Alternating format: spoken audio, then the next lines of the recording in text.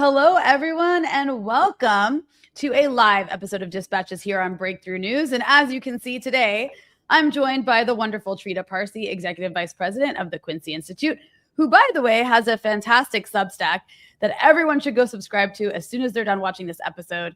Trita, welcome back to the show. Thank you so much for having me. Great to be with you. Well, there's so much to talk about, but I first want to just also remind our audience to make sure you smash that like button. It helps boost us in the algorithm. And Trita, I just want to get right to it because there's so much to discuss with you.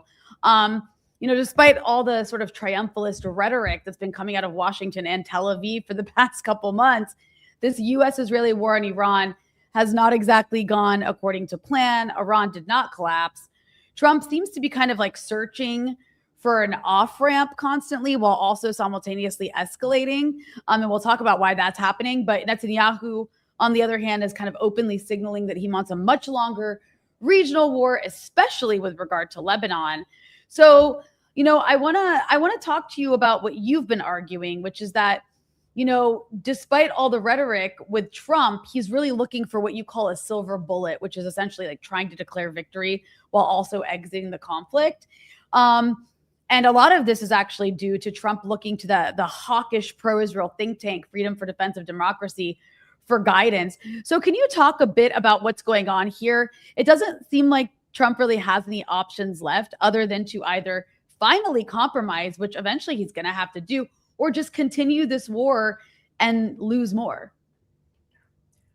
So when I reference the search for a silver bullet, it is essentially a pathological pattern that we see in U.S. foreign policy towards Iran, in which the U.S. side is constantly looking for that one action, that one sanction, that one bombing, that one point of pressure that just causes the Iranians to surrender, to capitulate, and enables the United States to avoid what I think is unavoidable, which is to actually have a compromise. Something that sustains the picture of the United States as the superpower that doesn't need to compromise with a country like Iran, that can simply force its will on that country. And this is not just Trump. That's why I'm saying it's pathological. This has been pervasive in U.S. foreign policy towards Iran, and I'm sure towards many other countries. But Iran is one of those countries that is constantly challenging the United States, which then triggers the American desire to subjugate it, to send that signal. You can't challenge the United States. If you challenge the United States, it will cost you dearly, and eventually you will be forced to subjugate yourself to America as well. And Trump, perhaps because of his own personality, his desire to always look as if he's winning, is arguably even more susceptible to this psychology. And if you take a look at just the pattern of the last year, we see clearly that Trump has, as soon as he's ending up in some form of trouble, but even without that, is looking for that silver bullet.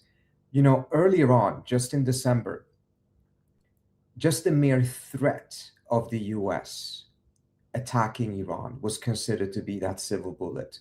And we have numerous occasions in which Witkoff expressed publicly to the media that Trump is frustrated and confused as to why Iran has not surrendered yet. There is that belief that surrender is in the cards. You just have to find the right silver bullet.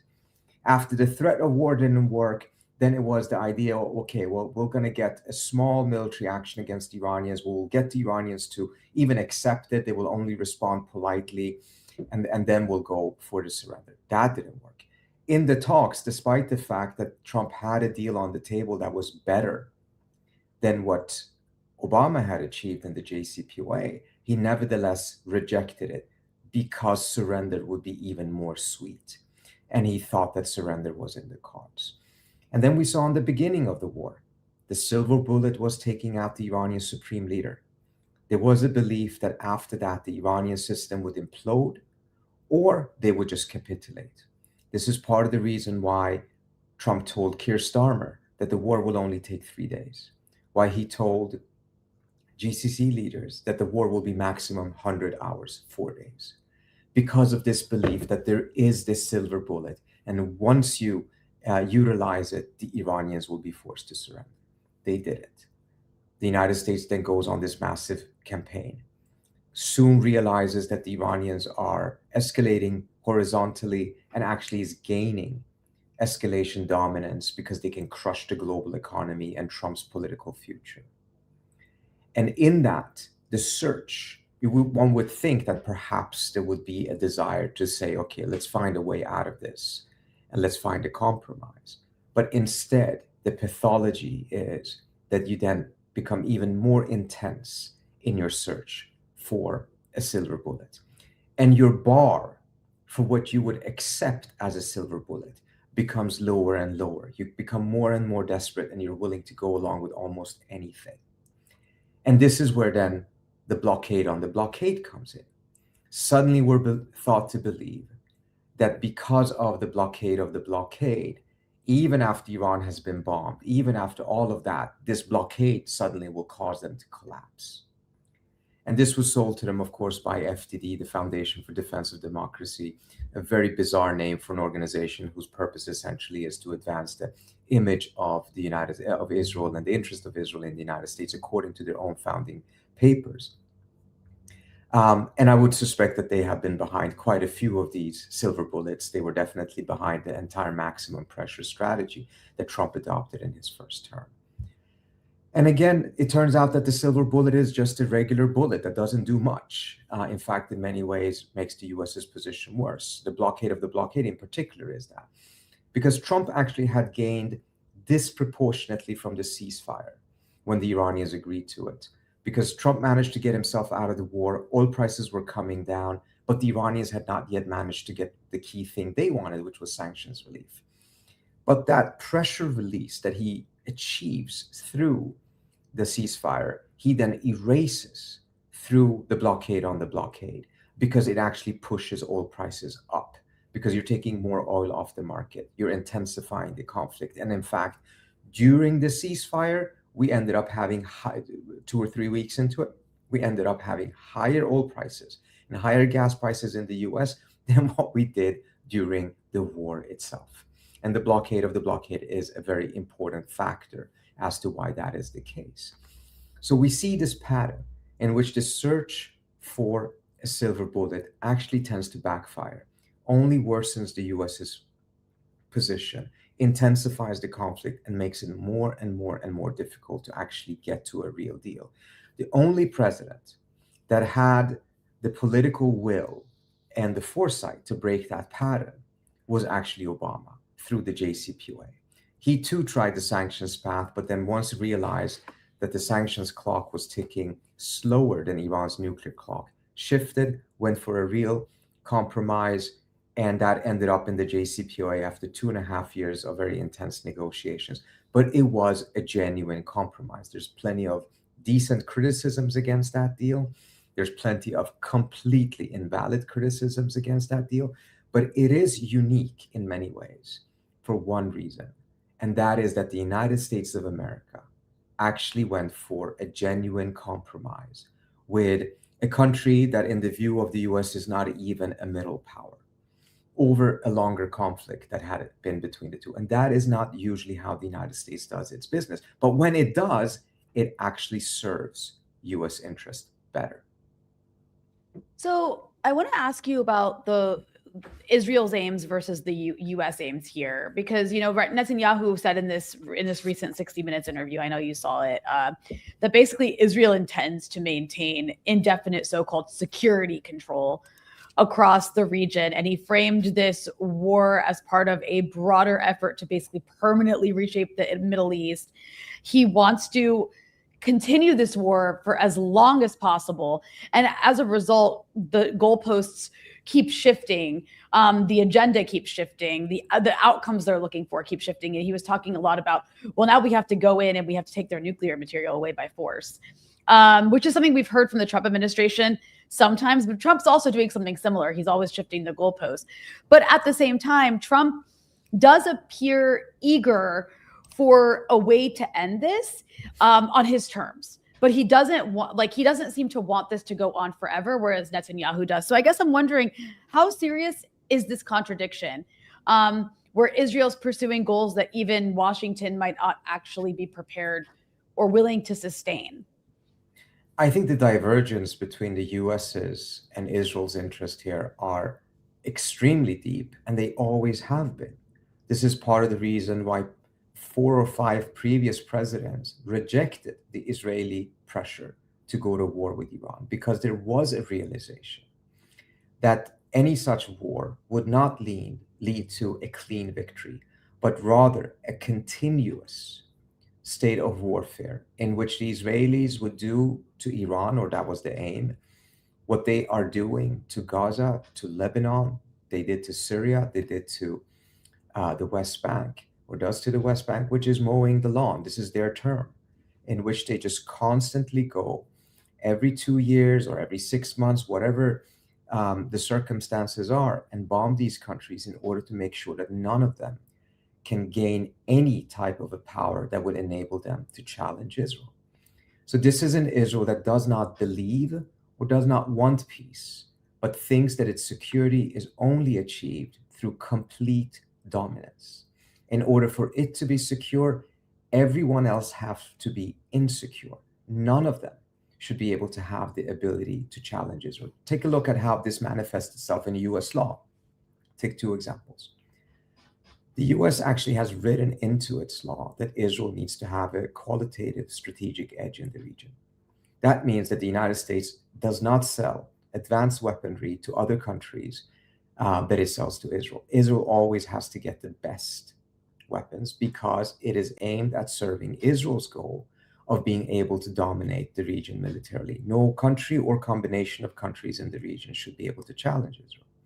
It also means that in Lebanon, where you're sitting right now, the American strategy has been to strengthen and train the Lebanese armed forces, but only to the extent that they can take on Hezbollah, never to the extent in which they can deter Israel. So it's not about Lebanon's security. Lebanon's threat is clearly coming from Israel, which is constantly bombing it, ceasefire or no ceasefire.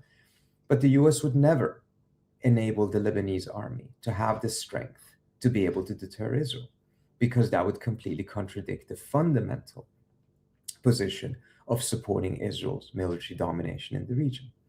Nevertheless, there is a problem in all of this, because it's one thing for the US to support this against Lebanon, against Syria, against Gaza. It's a completely different story if you're going to support it against Iran, a country that Israel cannot take on its own. This would not only lead to that same state of endless war, but to a far greater degree of instability and the recurring pulling in of the United States into the war. And that's not the US's interest. The US is happy, content, or at least not bothered by the fact that Israel is bombing Lebanon on a regular basis, or Syria on a regular basis, or certainly Gaza on a regular basis. Could not care less. We just have to be honest about that. Yeah. But if it was bombing any country on a regular basis, that would force the US into that war. That changes the equation. And that's how that equation changes with Iran. So previous presidents have not gone along with this, because they didn't want to have that endless state of war with Iran or any country. Whereas from the Israeli standpoint, that's just normal. That's how you get security. There isn't any belief in peace or desire for peace. I don't know exactly where on that spectrum most Israelis fall, whether they don't believe in peace because they don't desire it, or whether they don't desire it and the other way around. But let me give you an example. In 2004 or 5, when I was in Israel, an Israeli general told me he was very depressed and worried about the future, because he said, when I fought in 67, when I fought in 73, we genuinely believed that if we beat back the Arab states, eventually they would accept us and we could have peace. We thought that that warfare would lead to peace. Whereas today, he said, that's not what the youth believes. And this is 20 years ago. They believe that we're just going to be in an endless state of war, and that's just the way things are. And we're just going to have to constantly beat down everyone on our neighbors, and our security is based on their insecurity.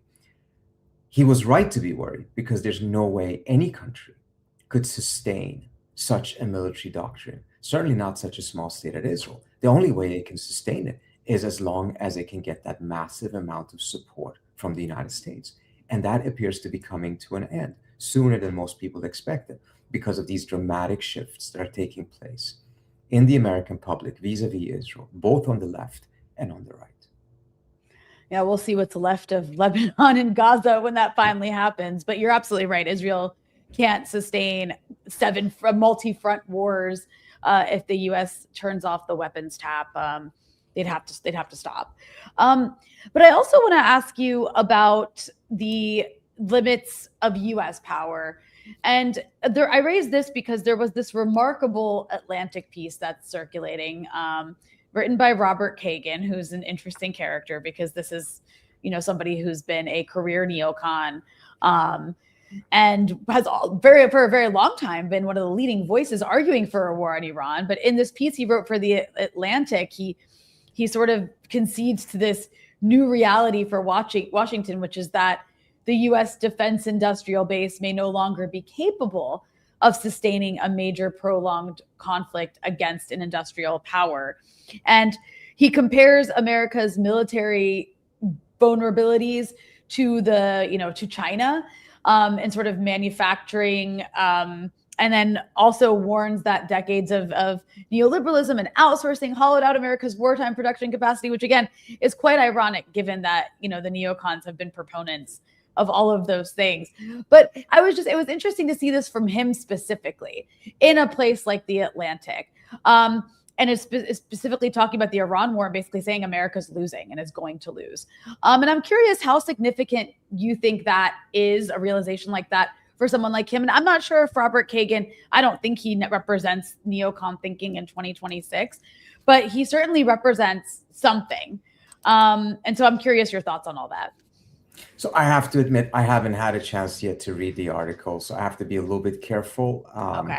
Because I don't know if there is perhaps a subtle argument there, which is that, well, we're losing it because we're not doing X, Y, and Z. We should do X, Y, and Z, have an even more intense military industrial complex in order to win these things. So I'm not entirely sure whether he's completely given up on American hegemony and primacy. But if at a minimum, he's recognizing that this is a strategic defeat for the United States, that obviously is a very significant development. We've also seen that both him and Bill Kristol have ended up expressing some pointed criticism against how Israel is conducting itself vis-a-vis the United States. If that is based on a genuine shift of belief or whether they're just reading the political temperature of the country, as everyone else is, and seeing that this is, supporting what Israel is doing and supporting what Israel is doing in terms of dragging US into various wars is a hell of a losing position to take. So whether it's because of that or whether there is a fundamental rethink of realizing, hegemony is wrong in so many different ways. It's not sustainable, it's morally questionable, it's actually not providing security. If that is what is happening, then I certainly would welcome that. I'm just not so sure yet if that is the case. But I also have to give Kagan the benefit of the doubt in the sense that I haven't read his piece, so I can't. Fair. Well, I want to go back to the specific issue taking place right now between the U.S. and the Iranians when it comes to this back and forth of, I don't even know, do we call them negotiations? Because the U.S. doesn't seem to be willing to compromise on anything, but also seems desperate to end this. And, when it comes to the miscalculations that were made, the biggest miscalculation really did seem to be over the ability of the Iranians to close and disrupt the Strait of Hormuz. Somehow that managed to shock Washington and, of course, the global markets. And so I'm curious, is there a way out of this for the U.S. without compromising? Because they keep trying all of these ideas that aren't working. You had the sort of Project Freedom last week that lasted for literally 24 hours, if even? Enough freedom. 24 hours. It's enough for us. Too much freedom. Too much freedom. Turn off the freedom. Yeah, look, I think this goes back to what we said earlier on. There is that desire for that silver bullet. And as long as that is the priority, there will not be a deal. There is no deal unless there's a compromise. There may end up being a scenario in which there isn't a deal, but there also isn't a war. It would be very bad for both sides ultimately, but politically, Trump may find it more convenient. Giving those compromises should not be as hard as it has become. I think there's some obsessions, frankly, on both sides. One of the critical obstacles right now is that the US side wants the Iranians to give up 100% of its 60% enriched uranium. And the Iranians in the past actually gave up 98% of their stockpile in the JCPOA. But they appear to have become very suspicious as to why the US is so insistent on this specific point. And I think it may have triggered a degree of paranoia on their end, in which they are thinking that, perhaps there's something even more valuable in the 60% that we haven't quite figured out on our own. Why is it that Trump is so adamant about getting that? So the Iranians have dug in their heels and are not willing to give up the 60%. They're offering to downblend it. They're offering to potentially, based on some reporting, and I haven't been able to confirm this, downblend a portion of it, ship out another portion of it, which in many ways should be fine. But on the other hand, that's not what Trump wants. And on the other hand, I mean, if you're going from 98 to 100%, does it really make a big difference? Now, the Iranian side would argue, well, there's been 2 wars in between those decisions. There's been a lot that has changed.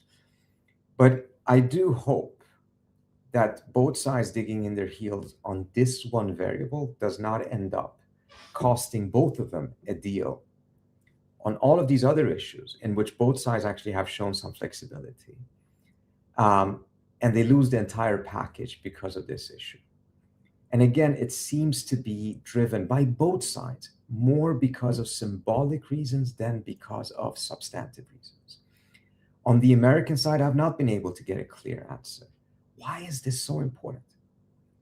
And my takeaway is that it's either because the Israelis are pushing for it, and we've seen how Israel pushing for specific variables or red lines have ended up becoming adopted by Trump in a manner that has been designed to sabotage the diplomacy. Or it is because Obama got 98%. So Trump got it.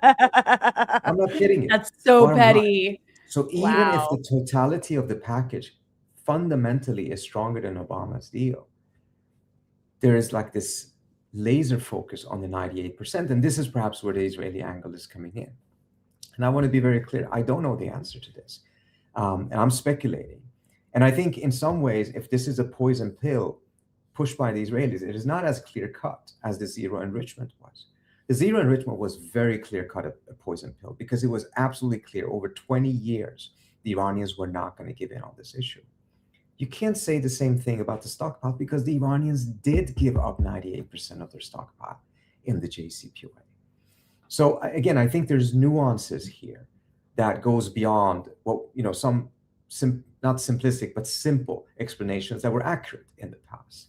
And then on the Iranian side, again, not clear to me why this has become so important. They gave up 98% of the stockpile. It wasn't even a major issue. Not in the sense that they weren't pushing back, etc., but within the debate of Iran, it was not at the level that it is now about the stockpile. And mindful of the fact that the Iranians may not even know exactly where it is, they may not even know how to get the stockpile, it is weird that something like that has become such an important issue in a negotiation. And again, I think it goes more into the symbolics of this than on the substantive side. Well, then on the other hand, too, you have another outcome of this is going to be a pretty big change in Iran's relationship with a lot of these Gulf Arab states, right? Specifically, I would say the UAE first and foremost. The UAE has just demonstrated a level of hawkishness that's been quite shocking to watch, especially because they don't really have the military capabilities to back it up. But I mean, we learned just recently that the UAE was actually launching strikes on Iran directly on their own after the ceasefire had gone into effect. I mean, that's a pretty big change and a pretty big deal. So I'm just curious your general thoughts on the dramatic shift in the relationship between the UAE and Iran after this war. I think we have to go back and reassess where the UAE actually has been on a lot of these different issues.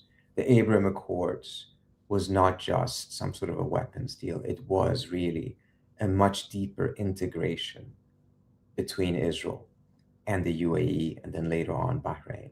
A lot of the other GCC countries are very upset at the UAE because the Emiratis brought in the Israelis into the Persian Gulf, allowing them to have an intelligence and military presence. We saw that during the war. The Israelis shipped over Iron Domes to the UAE. For many of these countries that actually tried to prevent this war, they blame the UAE to a certain extent, not entirely, for having helped bring about the circumstances that enabled this war to take place. Now, we also see then that, as you pointed out, they have attacked Iran themselves. Now, whether that came after the Iranians started attacking the UAE is also an important question in all of this. If the Emiratis were doing this or allowing Israel or the United States to use their territory, again, to attack Iran, which is what the Iranians are saying, then there is a degree of understanding as to why the Iranians would target the UAE. This is what most other countries would do. And then that may have gotten the opposite reaction from the Emiratis, in which they actually gone deeper into this war. The fundamental error, in my view, of the UAE is the decision to go into the Abraham Accord in the first place. Because, and this always stunned me, I wrote about it at the time, I didn't understand how they had made that strategic calculation. Because the Emiratis' own tensions with Iran go only so deep. I'm not saying the relations are great, but between Dubai and Iran, traditionally, it actually has been quite good. But whatever the enmity is, the depth of that enmity is very shallow compared to the depth of enmity between Israel and Iran. But by going into the Abraham Accord, the Emiratis attached themselves. They made themselves an annex to Israel's enmity with Iran that goes much deeper, with one very critical change or dimension that is really essential here. They are so much closer to Israel than what Israel is to Iran. Sorry, they're so much closer to Iran than Israel is to Iran. Meaning they attach themselves to another state's enmity with Iran while they're a frontline state against Iran. So obviously, if there was a war, they would take the brunt of that war. What did they expect? It's a different thing for Morocco to go and join the Abraham Accord. And suddenly we saw in Morocco a very strong anti-Shia rhetoric and blaming Iran for supporting Algerians, etc. No real evidence, but it was these kind of things they had to say to sell it in various places. But Morocco is on the other side of Africa. Right. It's very far. It doesn't carry any risks for them, but it carries tremendous risk for the Emiratis. They have now experienced those risks. And perhaps they're too deep into it to be able to extract themselves, but the stupidity strategically of that decision, I think, should be clear to all at this point. They had their own tensions with Iran. They made it 100 times worse by attaching themselves to another state's enmity with Iran, whereas that state is, 1,200 kilometers or whatever away from Iran, whereas the UAE just sits across the water from Iran. And now when they're here, it doesn't seem like they have the ability, the creativity to get out of it, or perhaps they're just so dependent. I mean, this is one of the things that happens. How could they extract themselves from this when now they have made themselves, over the course of the last couple of years, so dependent on Israeli technology, on Israeli intelligence? Yeah, it really, I mean, it's so baffling. You're just kind of like, why would you do this to yourself? But then, yeah, once you start that relationship, it's almost like there's no going back. As we reach the end here, I guess I want to ask you for some predictions, which I know is not easy because we've been kind of feels like we've been stuck in a time loop for the last 2 months, especially since this ceasefire went into effect. It's like the same story every few days. You know, one day it's civilizational, a threat of civilizational, and the next day it's like, oh, there's some positive things happening, you know, and you never know if it's to manipulate the markets or if it's real. And it's really hard to predict, but I guess we could talk maybe about scenarios here because there are a few different ways that this can go. And also there's, you know, a runway, and that runway is getting, you know, shorter because of the fact that the longer the Strait of Hormuz is closed, the more there's really severe consequences. for the world. And that includes, by the way, the US at some point. So I guess, do you think we're moving towards an actual negotiated settlement, like as a possibility here? Do you think there's a possibility it could turn into another hot war like it was for the first month? And then, or do you think the more likely scenario is what you were talking about, which I've heard people frame it as a kind of unsettled settlement, which, as you said, would essentially benefit the Americans more than anybody else, where we're, kind of stuck in what we're stuck in now, but somehow the Strait of Hormuz opens up. I'm not sure. But yeah, can you talk about maybe the different scenarios and which one you think is most likely? Yeah. So the unsettled settlement was a scenario that could have existed had he not imposed a blockade. The blockade was a gamble he took, thinking it would bring the Iranians to the knees, but is now backfiring and putting more pressure on the United States. And it's very difficult for him to undo the blockade without getting something from the Iranians. So now we're in a scenario in which within the next 4, probably 6 or 8 weeks, we will know which side is hurting the most and can sustain the blockade of the blockade. If the Iranians are hurting more, which I don't suspect is the case, you will likely see them either trying to escalate matters in the Persian Gulf in order to make the shift some of the cost of the blockade, make it more costly to the US and other states. Or you will see them trying something new at the negotiating table. I suspect it will be the former. If it is the US, then you will see things such as Project Freedom, some other variation of it, something else. And I don't think that's going to work either. And the question is, those attempts, will they lead to a full-scale war? Or will that scenario go on for a couple of more weeks? I don't think it can go on for much more than 8 or 10 weeks. At some point, this is going to break because the blockade of the blockade made that unsettled settlement unstable. I'm not saying that it was fantastically stable before, but it was much more stable than it is now. So that instability at some point is going to give way. Can it go towards negotiations? It absolutely can, but it will require far greater flexibility on both sides, doing away with some of these obsessions that currently exist, reducing the entire package to just one variable of symbolism. It will require a paradigm shift in which Trump also must understand, yes, by all means, have a narrative of victory. Declare yourself the victor. Talk about how awesome you are, but do it in such a way that does not negate the other side's narrative of victory. Because they also will need to be able to declare victory. And they're kind of careful of doing it in a way, at least more careful than Trump is, to make sure that it's not humiliating to the other side. Now, I'm not saying that the Iranians are great at or anything like that, but so far the real problem has been the rhetoric of Trump. There are ways for him to be able to declare victory without necessarily humiliating the other side and negating their narrative of victory. But I would not put that chance at more than 20%. There is a higher risk that there will be another round of military strikes. This was not my assessment prior to the blockade of the blockade. Prior to the blockade of the blockade, I thought that the situation would be stable enough that it could go towards negotiations, but a deterioration into war I put at less than 5%. The blockade of the blockade changed that picture dramatically. And now the risk of war is far more significant than a return to negotiations. Wow. Well, we're all exhausted. So I would have assumed the people making the war are exhausted too, but maybe they're not and they're ready for another round. Not exhausted enough. Not exhausted enough, apparently. Trita Parsi, Executive Vice President of the Quincy Institute. And again, everyone go check out Trita's Substack. Fantastic analysis. Trita Parsi. Trita Parsi on all social media platforms. Trita, thank you so much. Thank you so much for having me. Really appreciate it. Thank you.